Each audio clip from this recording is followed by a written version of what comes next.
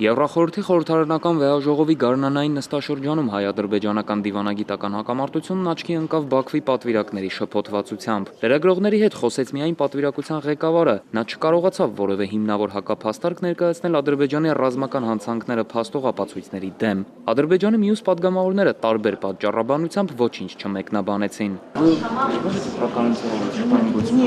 Կանի Ռափաշաևան վեհաժողովի հակահերոսն էր, նիստերի երկրորդ օրը նա սադրիչ հարց էր ուղղել Եվրահանձնաժողովի նախագահին ու ստացել անսպասելի պատասխան։ Եվրամիությունը Բաքվին առաջին անգամ ուղղակի կոչ էր արել հարգել հրադադարը եւ վերջ տալ կրակոցներին։ Եվրահանձնաժողովի նախագահի պատասխանը ադրբեջանուհի պատվիրակի հարցին կարող է շատ բան փոխել։ Այստեղ Եվրախորհրդի անդամ երկրներից 28-ը Եվրամիության անդամ են եւ փաստացի հենց նրանց ղեկավար մարմնի ղեկավարը հայտարարում է եւ կոչ է անում Ադրբեջանը պետք է դադարեցնի կրակը։ Սա մեծ հարված կարող է դառնալ ի վերջո նաեւ ադրբեջանական լոբբինգի համար եւ պոտենցիալ կաշառվողները արդեն հետ կմնան այդ քայլից։ Բաքվի պատվերները կատարող պաշտոնյաներից մեկն էլ ԵԽԽՎ նախագահ Պետրո Ագրամունդն է, կանխատեսելով, որ մամուլի ավանդական ասուլիսին կհնչեն բազմաթիվ հարցեր Ադրբեջանի հանցագործությունների վերաբերյալ, նա ասուլիսը պարզապես չեղարկել էր, լրագրողների հարցերն էլ փորձում էր չնկատել։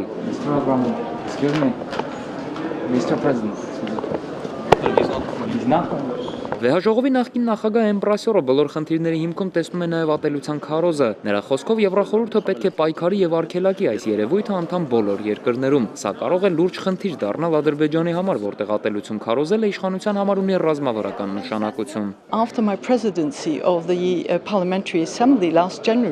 Իմ նախագահությունից հետո անցած հունվարին գլխավոր քարտուղար Յագլանդն ինձ նշանակեց ատելության դեմ պայքարի հարցերով Եվրախորհրդի դեսպան։ Դրա համար ես միշտ կրում եմ այս նշանը, ոչ ատելությանը։ Անհանդուրժողականությունը պառակտում է ժողովրդավարությունը։ Մենք կարող ենք հակասություններ ունենալ, բողոքել, դեմ արտահայտվել, բայց միշտ պետք է փորձենք հասկանալ եւ հարգել միմյանց։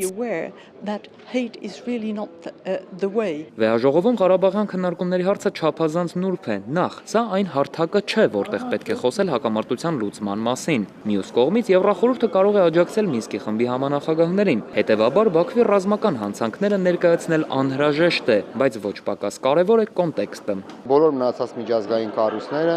իսկապես չափազանց կարևոր է եւ այդ ուղղությամբ աշխատանքներ տանելով հանդերձ, որպիսի այդ ռազմական հանցագործությունները միջազգային հումանիտար իրավունքի խախտման եւ ադրբեջանական ագրեսիայի